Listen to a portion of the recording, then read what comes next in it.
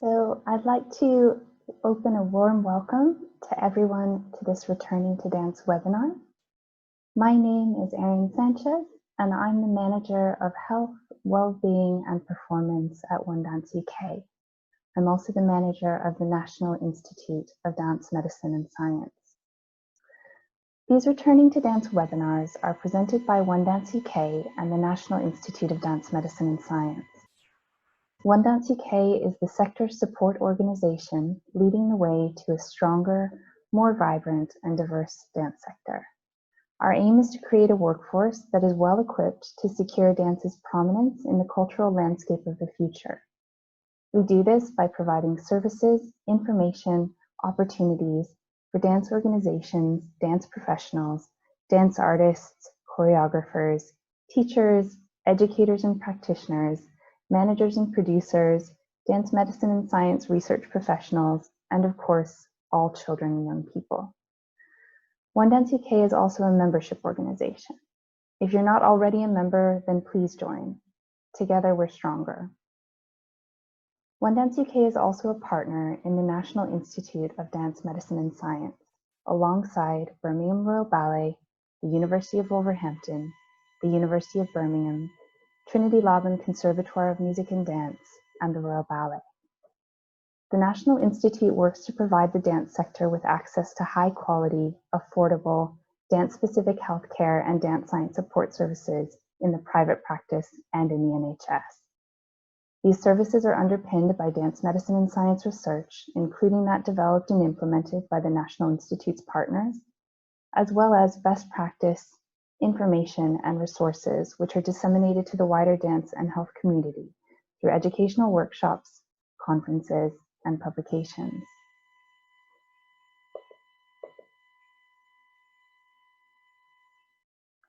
Our focus for today's webinar will be on physical and mental preparation for returning to dance activity.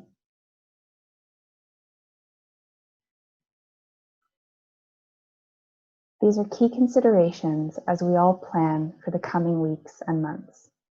We hope to discuss both mental health, including common challenges experienced as a result of COVID-19, support, the need for checking in, managing sometimes fluctuating emotions, empathy, and resilience. We'll also be looking at injury management, including physical care and injury prevention, managing existing injuries, and strategies for returning to dance gradually. We'll also be providing an opportunity to ask questions.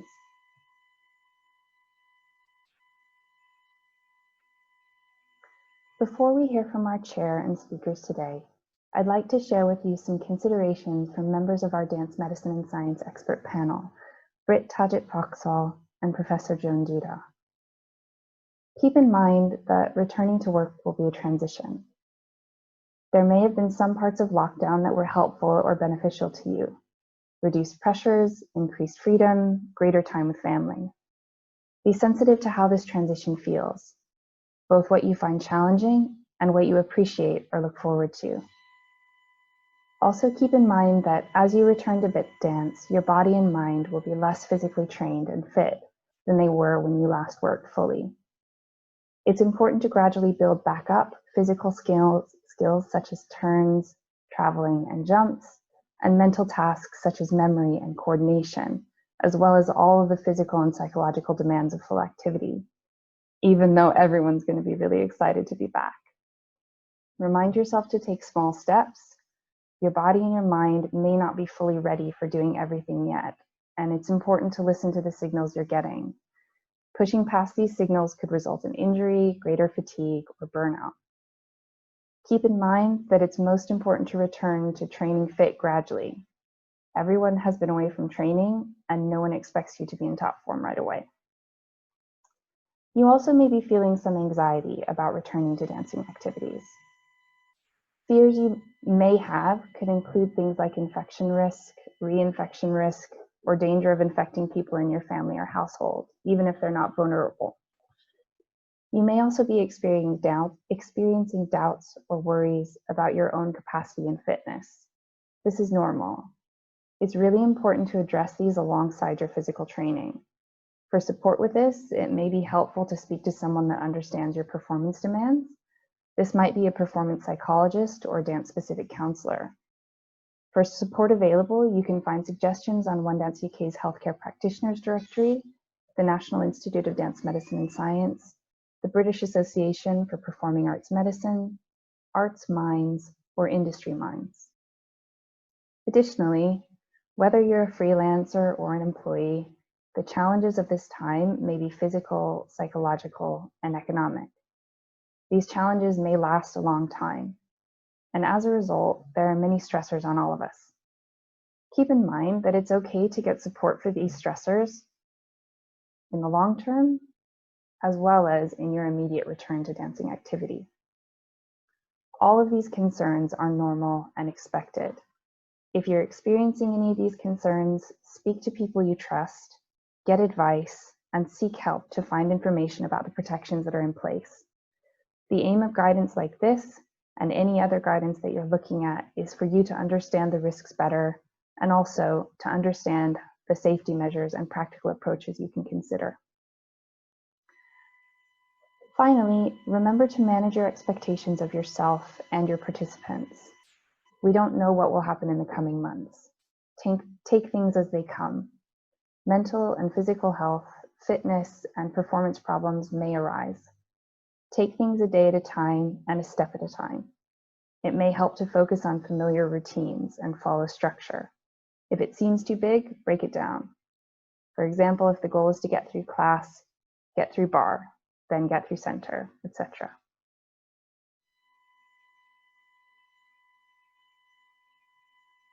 In terms of the context of these webinars, we won't be discussing guidance a great deal today. However, just a reminder that you want to understand that public health is a devolved issue. Therefore, in England, Northern Ireland, and Scotland, guidance will vary. It's also worth checking local restrictions in your local area to ensure that there aren't any changes in the guidance to where you're working or living. Government guidance will also continue to evolve, so stay up to date and make sure that you've read the government guidance that's relevant for your work. These webinars aim to provide a space for discussion, raising questions, and identifying issues. So we hope that you'll be able to ask questions. Further to that point, we'll try to address as many questions as we can live during the session. These answered questions will be available in writing on One Dance UK's website after the session. Any questions that we're not able to address, we will try to follow up with by email. You can also upvote questions you see in the Q&A box. When you upvote a question, that means it moves higher to the top of the list to be answered. So without any further ado, I would like to pass you over to Dr. Emma Redding, and she will be introducing our session and the panelists today. Thank you, Dr. Redding. Thank you, Erin, and good afternoon, everybody. It's an absolute pleasure to be chairing this webinar today on behalf of One Dance UK and the National Institute for Dance Medicine and Science. I'll just introduce myself a little bit and say a few words before I introduce our two speakers today. So my role, I'm Head of Dance Science at Trinity Laban Conservatoire of Music and Dance, and essentially I head up the research, the education and the consultancy side of the dance science that we do at Trinity Laban. I've spent essentially around 25 years concerned with understanding more about the health, well-being and performance of dancers to better prepare them physically and psychologically for the demands of performance. And I've also been involved in research into the health and well-being of others doing dance, and what does dance do for the health and well-being of other populations as well. I'm a dancer, teacher, I teach technique, and I'm a researcher, and I'm heavily involved in the International Association for Dance Medicine and Science, as well as being one of the founding partners of the UK National Institute of Dance Medicine and Science. We're all concerned, aren't we? We are all concerned about how we can best return to dance. And whether we are teachers, practitioners, choreographers, dance artists, managers, and whether we support young people, professionals, vocational or university students, or indeed those participating in dance for recreational purposes, we all have lots of questions about how we should return to dance, how we can best support the people we work with. There's a lot we don't know and won't know as things continue to evolve, of course. So to some extent, we are all learning as we go. But we all want to get it right, or at least do our very best at getting it right. And so that's all about really being as informed as possible, sharing our ideas and thoughts and practices with others. And that's really what these webinars are about. And if there's ever a time really for the UK dance sector to come together, it really is now. We've got a range of attendees today, which is wonderful. We have attendees from regional dance agencies, private dance schools, dance companies, vocational schools, etc., all with a range of expertise and experiences within that group. And I urge you to share not only questions, but also comments, maybe some examples of things that you're doing in your own environment to support dancers as they return to practice. So it's not just about asking the panel questions, but it's about sharing your own practices and ideas.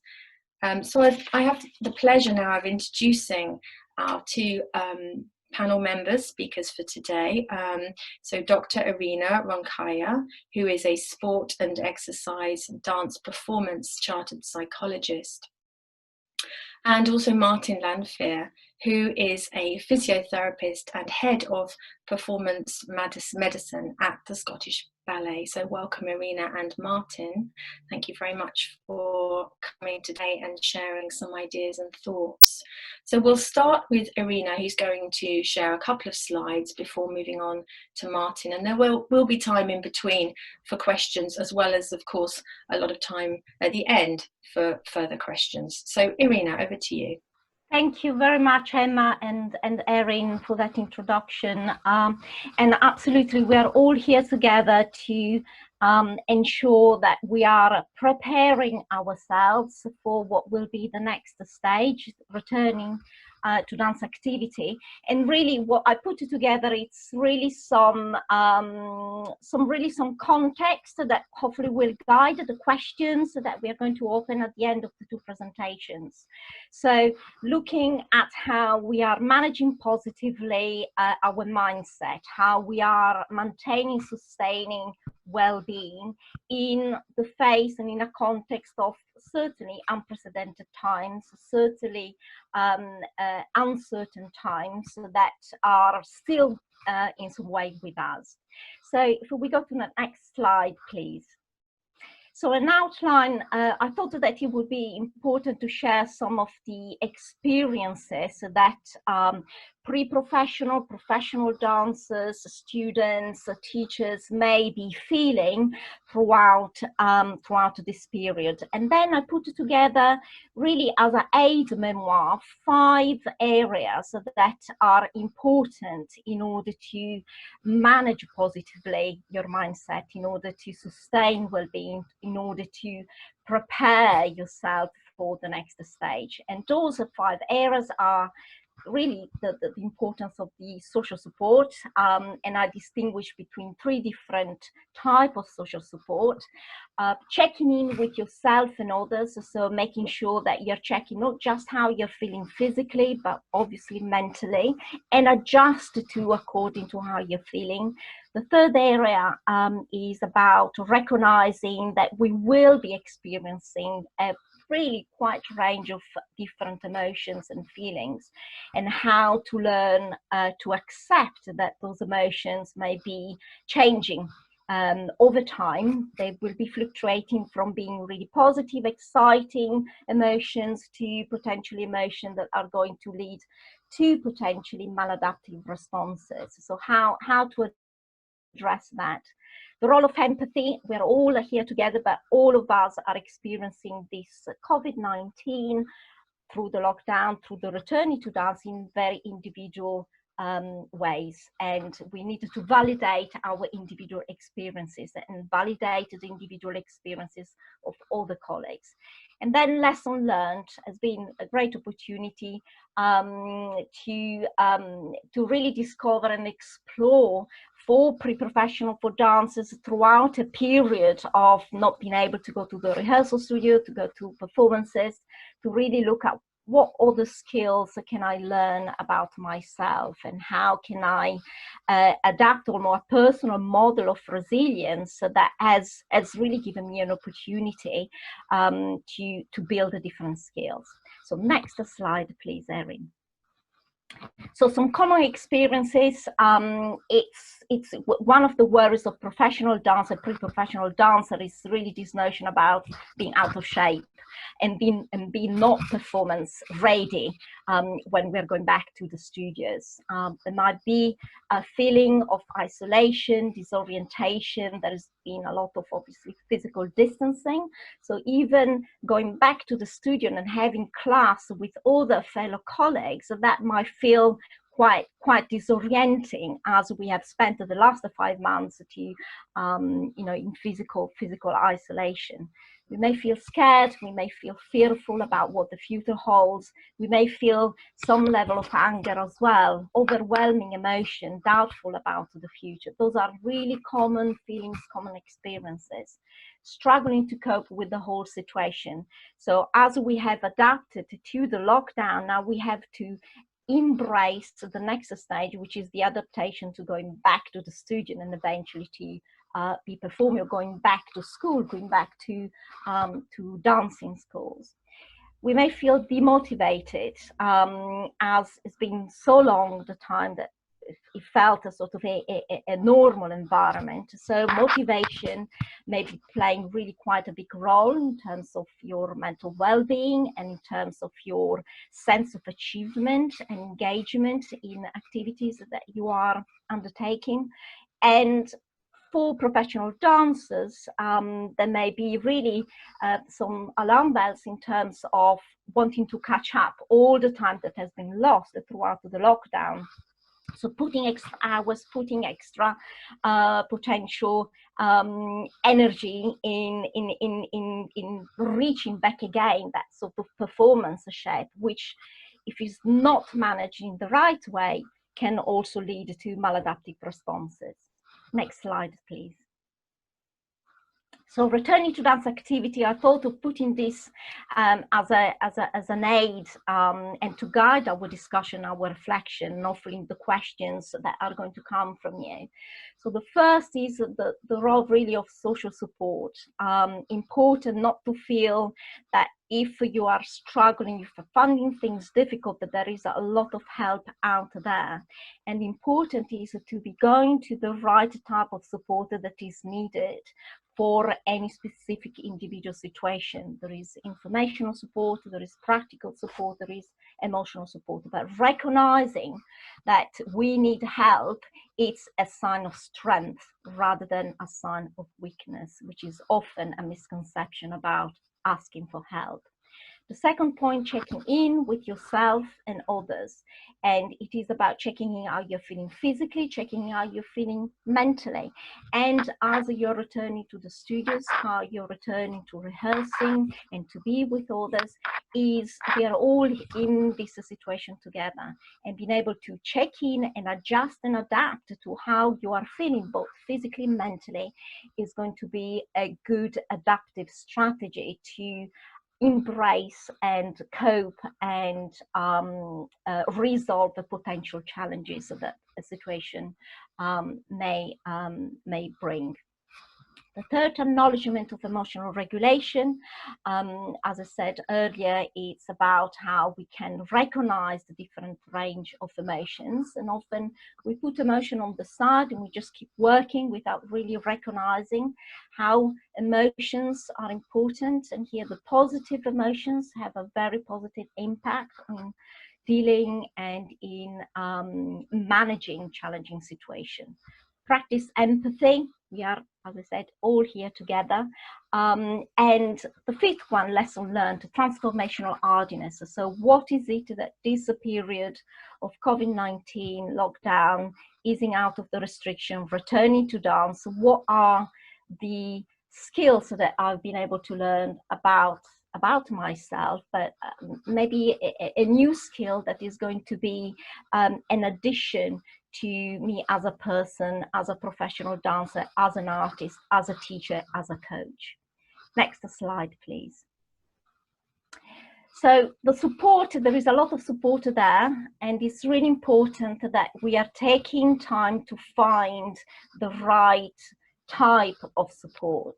And it's important as well to ensure that we are bombarded still by information that is out there. It's ensuring that you are addressing and you're accessing the right amount of relevant and reliable support information. Emotional social support information, practical. Again, you may want to look at how you want to set up a certain routines that are giving some sense of predictability.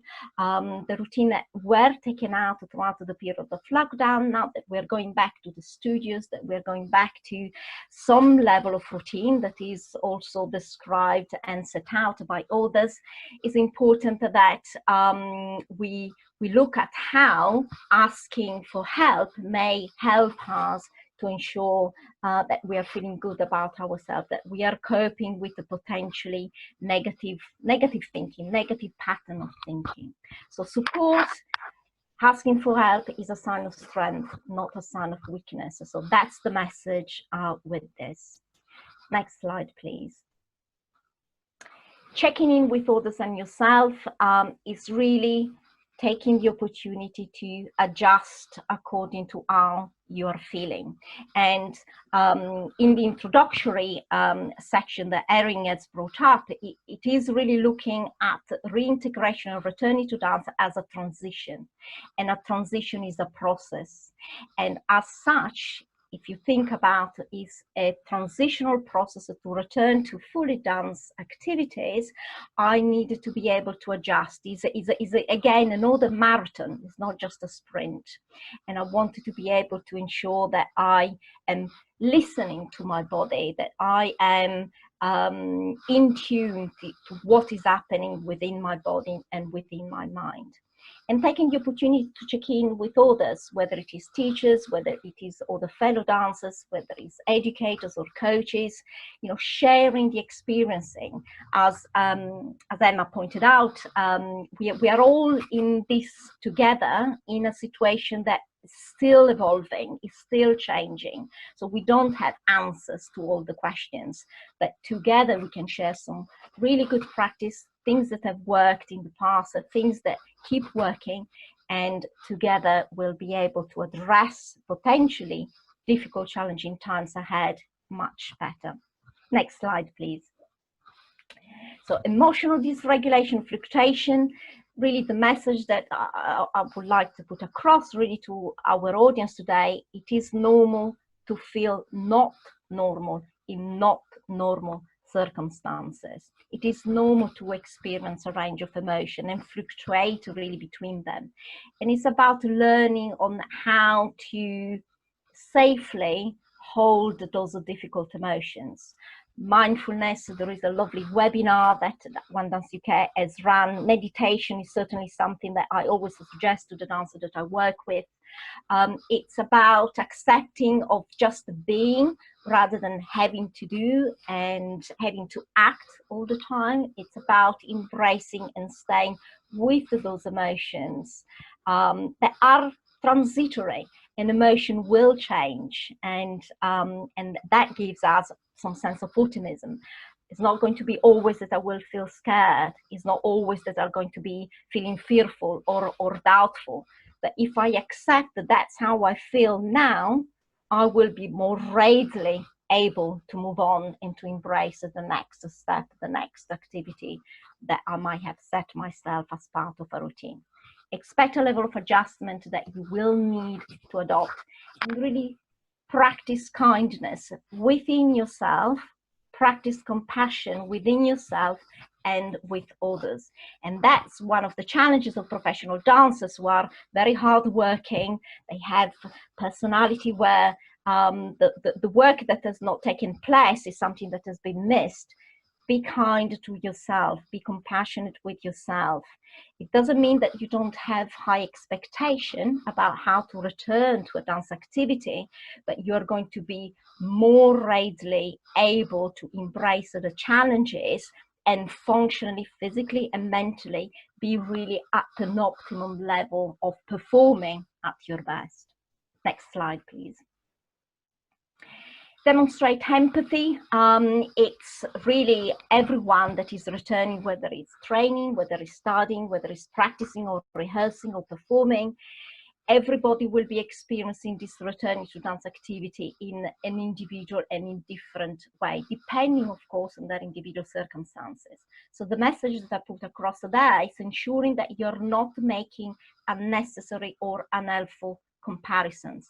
Validate your own situation, your individual circumstance, your individual difference is valid as anybody else. It is important to listen to yourself and to others and show empathy and compassion, again, about acceptance, about being kind to yourself and to others. Next slide, please. And the fifth really signposting is thinking about what lessons have I been able to learn throughout this period. And certainly the work that I've done with dancers throughout this period is really looking, rather than a challenge, rather than really a difficult time, it's a great opportunity to almost gone back. It's very rare for professional dancers to be able to go back to the basics of their technique and to go back to the basic of knowing your body, because of rehearsals and schedule and performances never allow that when you are in a full flow within a professional company. So try to think about what has worked well throughout this period, what new skills have you learned, how you can incorporate them in your own self-care practice. And think really how you can retain some skills when you're going to go back and the activity, the level of activity will continue to hopefully positively increase. Build your own personal model of resilience. Work that I do with dancers is really resilience is a skill that everybody can learn, and working on the strengths and abilities of each one of you, each one of us. Looking at how I can look at the strengths that I have naturally got and some of the skills that I need actually to work on and build on in order to ensure that my mind keeps a positive mindset, in order that I am not being consumed by negative thinking, what has happened in the past, or worrying too much about the future, catastrophizing about what is going to happen ahead, and really looking at how resilience can be built in each one of us. And next slide, we have some useful contacts. And at this point, I will give it back to Emma. Thank you very much. Thanks so much, Irina, really for those very helpful insights and important recommendations really for all of us, whether we're teachers, managers, artistic directors, dancers, really helpful recommendations. We haven't got any questions coming through yet, but please do, any of the attendees, please do ask questions if you have any for the speakers, or comments for each other, really, using the Q&A box down there. I actually had a question though, Irina, before we move on to Martin, just really coming from personal experience as a teacher. I've been teaching on Zoom, as many of us have been these last few months, both live classes and pre-recorded classes I've been doing, and some of my students, when I did a little round-off session with them before they went on summer break, and asked them how they've been getting on, and a couple of them have actually, many of them said they've been worried that they've been doing it wrong the whole time. And I think that's because, of course, in a studio situation, they're getting feedback all the time from each other, from the mirror, from the teacher, and actually we haven't been able to give the same kind of feedback during the Zoom sessions, although we have given some. So they're worried that they've been doing it wrong the whole time, and I wondered what your thoughts were on that. And also, just some of our students haven't been wanting to, in a way, have their teachers see their living spaces, their personal domestic spaces, and so they've chosen, and we've allowed them, of course, to turn their cameras off if they wish, so the teachers can't see their spaces. That meant, of course, we can't see them dancing, and maybe that's added now to this worry that they have about whether they've been doing it wrong the whole time. So I just wondered if you wanted to comment on that before we move on. Yes, that's a really interesting reflection, which makes me think about work that I do with the dancers in terms this misconception about mistakes and about getting things wrong. Actually, mistakes are an important part of the learning process. And so even if you have got something wrong, it has given you an opportunity to realize that needs some level of corrections. If you had not had it wrong in the first place, it doesn't give you an opportunity to actually learn and build new skills or new knowledge. So it's really supporting students that mistakes is a part of the learning process, that mistakes and errors are there to help us to diagnose, and I use that word in sort of medical term, diagnose what program, what intervention needs to be put in place in order then to not make the same mistakes the next time. But the worry, it's mental worry. So it's freeing the mind that a mistake helps you actually in the learning process. So that sort of negative thinking and worry in the mind is put aside, because actually I'm embracing my mistakes, I'm embracing my errors, because then I know that I needed to adjust my technique, or I needed to build more strength in a specific part of my body, or I needed to increase my sort of elasticity or flexibility, or whatever it is within the dance sort of vocabulary. Great, thanks so much, Irina. Okay, well, let's move on to Martin, and then we can come back and also involve Irina at the end again. So Martin, over to you. I think you're going to share your slides. I'll share my screen. Let me see if this works. Yep, all good. There we go. All right. Well, first of all, I'm really grateful to be given the opportunity to speak to everybody here. And I think the last 5 months have been really challenging for us all, haven't they? I'd say that this has certainly been the most challenging time of my career. And so what I thought I'd do is when Erin reached out to me and asked if I would mind speaking to the community about how to potentially return and manage injuries effectively following the lockdown, I thought the best thing and the most effective thing for me to do is probably to share what we're doing at Scottish Ballet and how we've decided to make those decisions. And hopefully, my real aim at the end of this 10 minutes is to hopefully each and every one of you might take something from what I'm saying, whether it's good or bad, and hopefully that helps you out on a really practical level. Okay. So yeah, I'm going to talk you through some of the decisions we've made, particularly pertaining injury management and the wellness of our dancers, which is of paramount concern and importance to us, and the reasoning behind those decisions. And then, as I said, to provide you with some practical strategies, and then hopefully to engage in a bit of a conversation where appropriate. So as Emma and Erin introduced me, my name is Martin. I'm the head of performance medicine here at Scottish Ballet and have been for the last 3 years now. So yeah, let's move on. So the return to performance is what we're calling it, and the decision-making process. So at Scottish Ballet, the well-being of our employees, and that's dancers and non-dancers, we have about 120 staff here, is central to every decision that we make, and it's never been more the case than at the moment. And I'm very fortunate within the organisation to have a seat at the table where we make those decisions. And when I reflected on speaking to you all today, I was trying to think, what are the key if I can narrow it down to 3 things, what are the key things that we look at when we're looking to return, particularly our dancers and their key support staff? And the things that I sort of came up with were, first of all, mitigating the risk of injury. We are if you need a reminder, we're in the middle of a pandemic here, so we need to just be a bit mindful of that and make sure that we are keeping ourselves and our people that we live with and the local community safe from illness.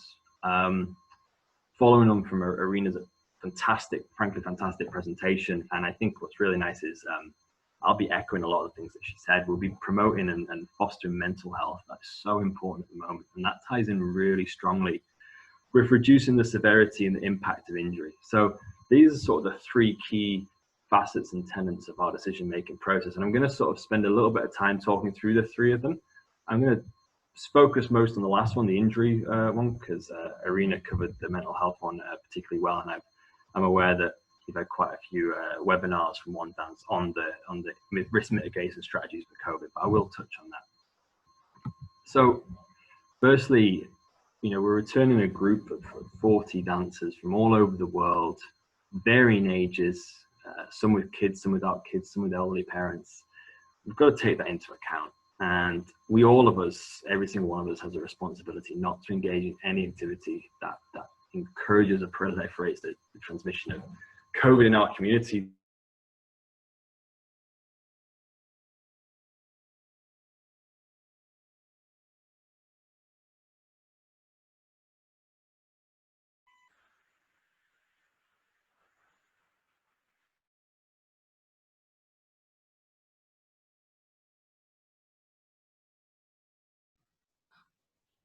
I think Martin may be experiencing some technical difficulties. We'll see if he comes back online.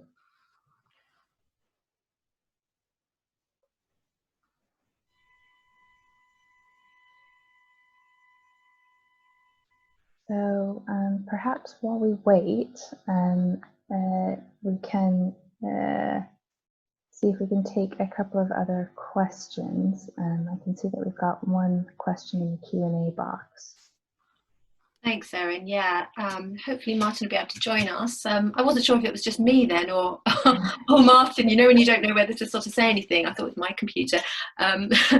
Erin, there was just a question about the slides being made available. So will the slides alone be available to share, PowerPoints or PDFs, for example, as opposed to the recorded presentation on One Dance UK?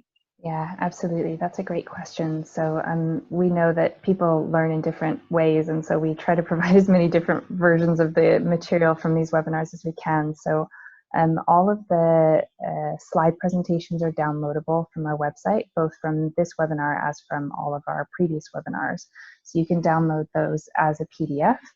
You can also download the written answers to the questions as a Word document so that you can access those kind of in a written form if that's helpful. So yeah, the slides will definitely be available. Great, thank you, Erin. I have another question for Irina, maybe. Yes, but please. please do keep them coming, attendees, if you have any as well, and maybe Erin will get in touch with Martin to see if he's able to come back. So I was just thinking, Irina, I've got a couple of, so we have a lot of students who haven't engaged in online learning, and we have a lot of students who have.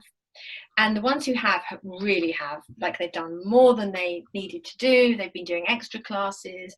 They have told us that they have been doing a lot of fitness and conditioning outside of class. So they've been, so I think they'll come back really quite fit and ready to go. They've been doing a lot, hopefully not too much. We have a group that haven't done any, and they are not, and that's not because they haven't wanted to, I should say.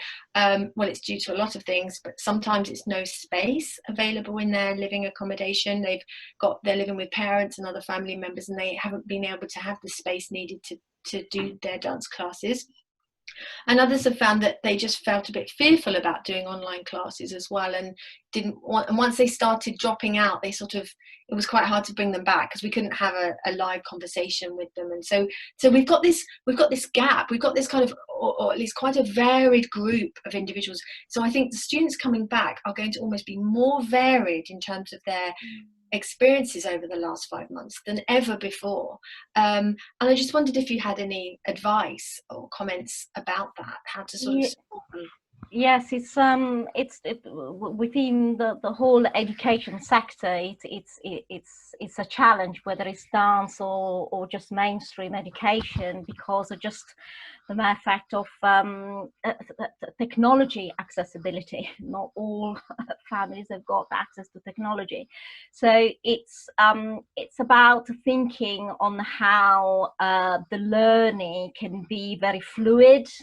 And it will be really looking at the risk assessment in terms of each class or each year, whereby still individual needs will be identified, and then through your teaching team and the faculty ensuring that the needs are addressed in a very fluid way. So it's not just following the curriculum and presenting the curriculum, because you have that sort of extra awareness that everybody's joining in at a very, very different level.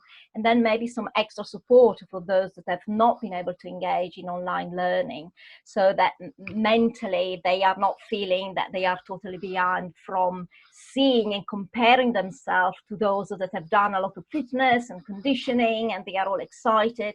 And so providing that sort of care, almost a care package for available for those students that feel that they can access it, that it's a learning, and in the long run the experience will bring them a different facet of their way of being artists, the way of being teachers, or whatever vocational career they decided to do. So it's really the fluidity of the learning, but certainly a challenge. But a good challenge, a good opportunity.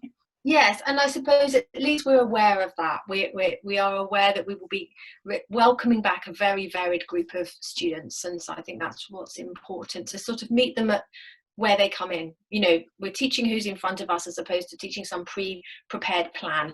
We'll just see how they arrive and the needs that they have at that time. Thanks, Irina. I think Martin's back with us now, so I'm going to ask Martin if he would like to return and share slides. Hi, Martin. Hi. Sorry about that.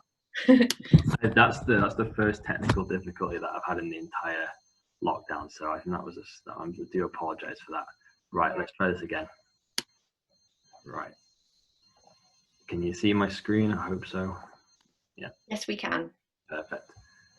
So I was discussing the decision-making process, and we were talking a little bit about the first bit, which was making sure that we are diligent and do not create environments where we can have outbreaks of this disease. And I think, as Erin said in her introduction, being well versed in the government guidelines, particularly obviously we're in Scotland, so we sort of take our advice, public health advice from the Scottish government at Holyrood, but making sure we're well versed in that. One thing that is really, really good is the webinar series on this from One Dance UK. I've been lucky enough over this period to work with some of my colleagues from the other companies, and frankly I couldn't have brought our organisation back without their support, and I know that a few of them are speaking these web series, so I definitely would recommend checking it out, just for a bit of clarity of how do we take the government guidelines and make them specific to our sector and our needs and our industry, and that's a really good way to do it. One thing that I've found really, really important and vitally important, and it always is important, is the way in which you communicate the things that you're asking your dancers, your staff, your organization to do, is to explain why. And I think once people understand the why, they understand why we're working in bubbles or why we're working in different ways, it becomes the compliance and the adherence that we all need in order to make this a success becomes a lot easier.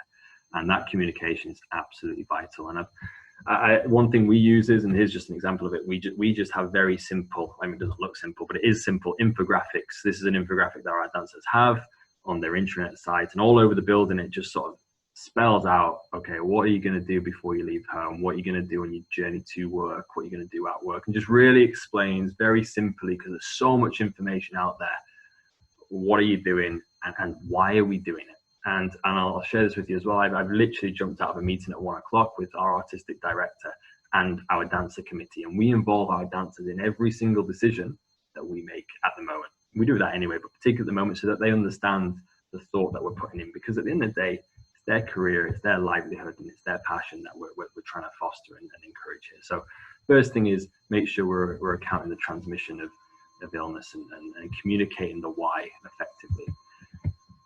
The second thing, in my opinion, probably the most important thing, is making sure that we take into account mental health and emotional well-being.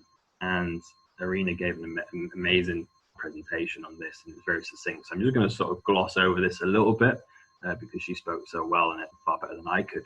But everybody has had a different experience of lockdown. Okay, some people have thrived, and some people have just survived. You know, we've got a group of 40, and some people have gone away and done a lot of thinking, a lot of reading, and a lot of learning, and had a great time and really done well and really thrived. And other people have just barely got back, barely got through. We don't know what people have gone through. And every single one of us on this course have had different experience. I think that's really important to understand and to acknowledge. This next one's very hard to do, but I think it's very important, is to try and establish where everyone within your organization is returning to. What have they been through? Where are they at? And it's not like the end of a summer holiday or something where everyone's at the same starting line. Everybody's starting point is going to be different. And I think conversation is key, and that echoes back to the key messages here of checking in, and that's something that I'd really recommend we do. And you might be thinking, why is a head of performance medicine, or why is a physiotherapist, going on about mental health and emotional well-being? Well, don't underestimate the role that mental readiness and resilience strategies have on injury and rehabilitation. Don't underestimate it. It's very, very important. And I think it's really important to understand that all of us, from dancers at the very top level through to your 8-year-olds learning in the local community, have all had a very challenging experience, and that's okay. The one bit of practical advice I may give all of us, whether we're teachers or faculty, staff members, or dancers, is try and develop a mental pathway now. Okay, and what a mental health pathway is a pretty clearly defined route of who we're going to call, or what we're going to do, or what resources we're going to call on when we need them. And my advice is to do it now, not when you need it, because when you need it, you may not have the clarity of mind, or the foresight, or the understanding, or even the time to go and do your research. So I would highly recommend that you develop a mental pathway, whether it's an individual mental health pathway or an organizational mental health pathway. I think that's just something, it's a little document, it's one page of just, this is what we're going to do in this situation, this is who we're going to call, this is how we're going to handle this. I think that makes the thinking under pressure a little bit easier. So the point I'm going to sort of elaborate a bit more on after those two points on illness and mental health of managing injury post-lockdown is how do we actually manage injury? And in order to manage injury, we must understand injury etiology. And all etiology is a really fancy way of going, what is the cause of an injury? What's actually happening here? And injury etiology, or injury cause, it's multifactorial. There's never just one thing. In order to manage injury effectively, whether it's reducing injuries that are in the future, or managing existing injuries, within our field of performing arts, we must consider all these risk factors. When you consider risk factors, that's actually what injury reduction and injury prevention is. It's managing those risk factors. If you manage those well, that's how you can reduce injury. Okay. I will talk very briefly on managing existing injuries. Managing existing injuries at the moment is tricky. As a clinician, we have to abide by our local authority and our local professional body governance, and we have to make sure that we're donning all our PPE appropriately, and our patients are as well, and that our patients that we are seeing are deemed essential. But that doesn't mean it can't be done. So don't be afraid to reach out to your local therapist, physiotherapist, osteopath, chiropractor, massage therapist. They may be working, they may be open, and don't be afraid to reach out. So you can manage that. What I would urge caution, and it may be relevant for some of us, those of you that may have been awaiting a procedure, from an injection to a scan to a surgery, a lot of these things have been delayed extensively for obvious reasons. And we've experienced cases like that at Scottish Ballet, and unfortunately, not a lot we can do apart from having honest conversations and understanding why that's happened. Okay. But a big part of what we like to do at Scottish Ballet is rather than be reactive, to be proactive. So to try and even stop injuries from happening in the first place, or reduce the impact that those injuries have on the company and on the individual. And these are the three sort of key things that we are putting a lot of time and energy in to, and that's my department collaborating with the artistic department to try and do that. And what we're looking at is workload, capacity, and technique. Okay. Workload. The workload over the last 5 months for our dancers who are professional and train 8 hours a day, 6 days a week, has gone from, February they were up doing just off the back of a 60 show Christmas tour to virtually doing nothing. And so that's a massive drop of workload and a massive prolonged drop of workload. And we have to build them up gradually. And we have to do that in a very measured way. And we have to do it in a very gradual way. And it's kind of what was mentioned earlier, start with bar, build to center, very, very slowly. And I've spoken to the artistic staff and said, these 5 months off, it's probably going to take us about 10 weeks to build our dancers back up. And I think once we talk about that, and once we reassure our dancers, there's a lot of calm in the room, because everyone thought, okay, we're going to be given the time to do this. We're going to be given the time to do this. We've managed expectations. We've set our stall out really early. This is the length of time we're going to take, nice and gradually. And all those things that Irina talked about as well are prevalent within national companies as well. Feeling out of shape, feeling embarrassed, feeling weird about being close to people again, even though they are socially distant. So be really cognizant of your workload. Build it up gradually. Don't spike it up too much. It's going to take you a little while to get back to where you were, but you will get back to where you were at some point. And that ties into capacity, strength and conditioning, supplementary training. That's how you build capacity as well as class and rehearsals. And we try to do this frequently in a meaningful way, but keep it really basic. I'm a big fan of basic. I think simple is best. Little things, just calf raises and squats and hinges and pushes and pulls if we're looking at strength and conditioning. I'm very lucky. I've got an amazing strength and conditioning coach, Rupert Wiltshire, who does all my programming for me, and I kind of leave the strength and conditioning stuff to the strength and conditioning coaches. But I hope that they'd agree with me that at this moment in time, with where we are in the world, just going back to the basics and being given the time and the opportunity in the workday to go and do that. Okay. And the final thing is when we do look at injuries, one of our big drivers behind injuries is our workload is too high and our capacity is too low. We don't have the capacity to match the workload. So what we're trying to do now is keep the workload low and build the capacity high. And hopefully this stands us in good stead moving forward. The final thing that crops up a lot with our injuries, even at the very highest level, is technique. The maladaptive technique habits that we all do it. I have it in my own practice where we've got techniques that maybe we shouldn't. These are bad habits, and as Irina said as well, we from doing class every day to doing 7 hours of rehearsal, our dancers rarely get given any one-on-one coaching at this level, and it's a great opportunity for us all to look back at our technique and again go back to basics. So our day-to-day looks like it's very short. It's about 3 hours a day. Each dancer's doing 3 hours a day. They come in to do class, and then you have a technique refinement session. Some of them have got little rehearsals if we're doing some digital projects, but nothing more than that. And then they've all been given individual strength and conditioning programs, which are really basics, nothing fancy.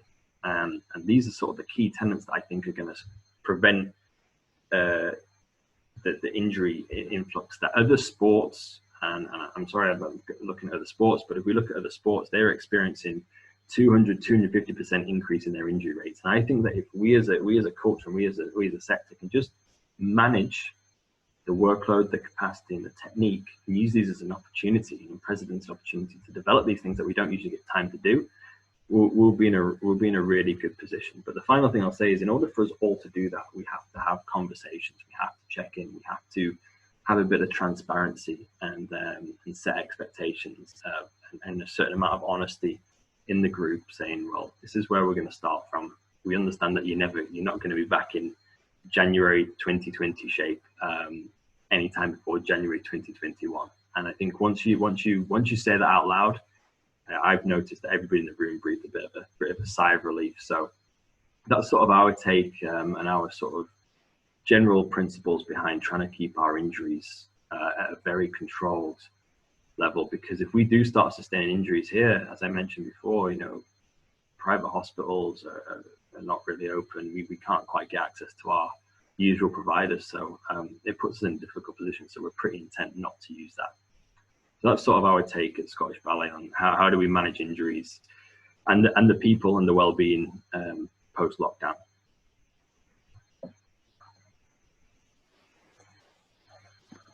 Thanks so much, Martin. Thank you for sharing those insights, and for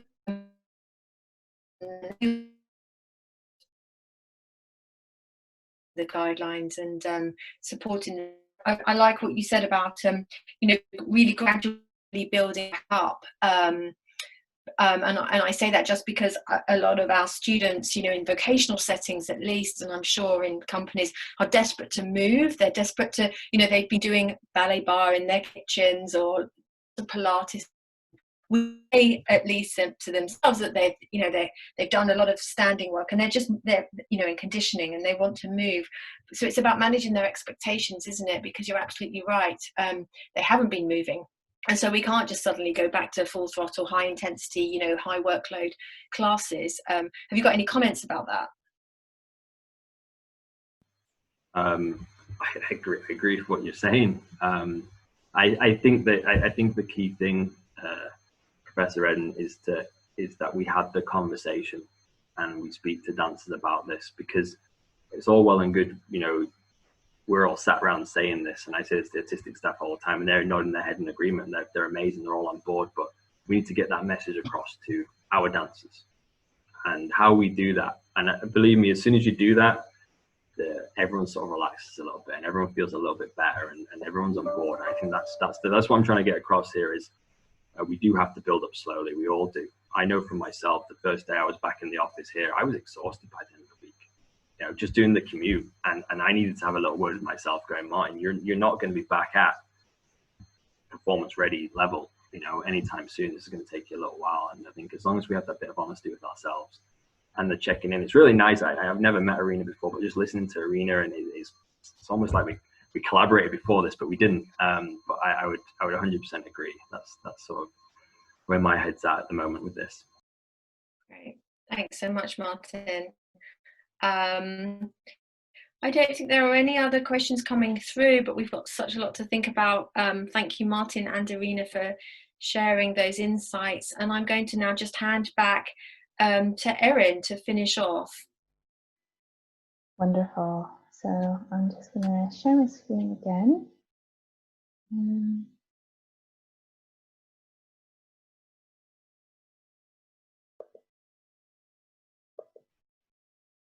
So I would just like to remind everyone that we have a couple of upcoming webinars. We have one tomorrow, which is about alternatives to face-to-face dance activity. So we're going to be exploring outdoor activity, blended learning, and addressing digital poverty. And then next Friday, the 14th of August, we'll have our next session on the same subject, which is about physical and mental preparation for returning to dance. And in that session, we're going to be talking about nutrition and fitness. And in the future, hopefully, as soon as the government guidance is released, we'll have a webinar which is about transport, touring, and travel in dance. And then finally, just to signpost everyone to some additional resources that are available out and around in the sector about this topic that we've been discussing today. So I would highly recommend that you access the resources that are available through the National Institute, but as well through our partners, Safe in Dance International. And particularly Safe in Dance has some wonderful resources and information both for students and dancers, as well as all dance leaders. Their certificates are an excellent starting place for anyone who's looking to learn more about these subjects. And then additionally, as we've mentioned a couple of times during this webinar, the International Association of Dance Medicine and Science is also a wonderful resource. They have free webinars on YouTube about mental health, safe practice, and dance for health that they've been releasing during this lockdown period. They also have some really wonderful resource papers and support for teachers. So if you didn't already know about those resources and information, I would highly recommend you check them out. And I would just like to thank everyone on the panel today, Professor Redding, Dr. Lonkaglia, and also Mr. Lanfear for all of their advice and wonderful support. Thank you all very much, and thank you to all of the attendees for taking time out of your day today. And we'll hopefully see you at some point soon. Take care, everyone.